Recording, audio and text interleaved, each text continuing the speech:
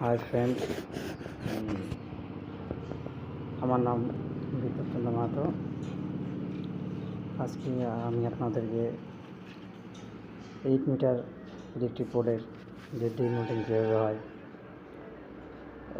সেটা আমি দেখাবো, এবং কিরুন কীভাবে হয় সেটাও আমি দেখাবো। যে 8 মিটার পোলে কিরুন কীভাবে হয়। তো আপনারা দেখতে পাচ্ছেন 8 মিটার পোল থেকে এই ইলেকট্রিক পোলগুলো উঠিয়ে ট্যাঙ্কে নিয়ে যাওয়া হচ্ছে। ট্যাঙ্কে আমাদেরকে 28 দিনের জন্য কিউরিং করতে হবে। 28 দিনের পর কিউরিং করার পরেই পোলের যে একটা স্ট্রেন্থ রয়েছে সেটা আমরা কম্প্রেশন স্ট্রেন্থ, সেটা আমরা ভালো করে মজবুত পাবো। এই জন্য এই যে কিউরিংয়ের জন্য ট্যাঙ্কের মধ্যে পোল্ট ইলেকট্রিক বোর্ড কীভাবে রাখা হচ্ছে সেটা তোমরা দেখো। এটা আমার সিভিল ইঞ্জিনিয়ারিংয়ের প্রথম পার্ট।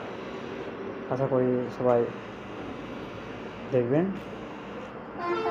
এরপর পরবর্তী সময়ে প্রতিদিন সিভিল যে ছোটোখাটো বিষয় সেগুলো নিয়ে আপনাদের কাছে আমি তুলে ধরার চেষ্টা করব। এটাই আমার প্রথম সিভিল ইঞ্জিনিয়ারিংয়ের প্রথম ভিডিও, সেকেন্ড ভিডিও। প্রথমে একটা আপলোড করা হয়েছে। তো আশা করি আপনারা এটা মনোযোগ সহকারে দেখবেন কীভাবে 8 মিটার ইলেকট্রিক পোল কিউরিং করা হয় সেটা দেখে নিন।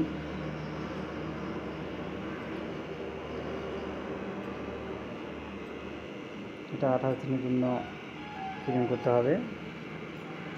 আর 28 দিনের মধ্যেও না হলেও 7 দিন বা 15 দিন পর পর জলটাকে চেঞ্জ করতে হবে।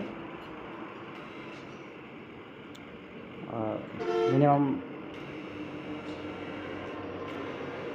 28 থেকে 32 ডিগ্রি সেলসিয়াসের মধ্যে এই জলটাকে রাখতে হবে।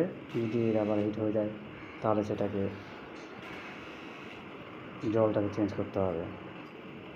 এখন এই যে ইলেকট্রিক পোলগুলো রাখা হচ্ছে, রাখার পরে এর মধ্যে মোটর দিয়ে জলে ভর্তি করা হবে মোটর পাম্পের মাধ্যমে। তারপর 28 দিনের জন্য রেখে দেওয়া হবে। 28 দিন পরে এটা আমাদের টেস্টিংয়ের জন্য যে টেস্টিং ল্যাব রয়েছে সেখানে পাঠিয়ে দেওয়া হবে টেস্টিং করার জন্য।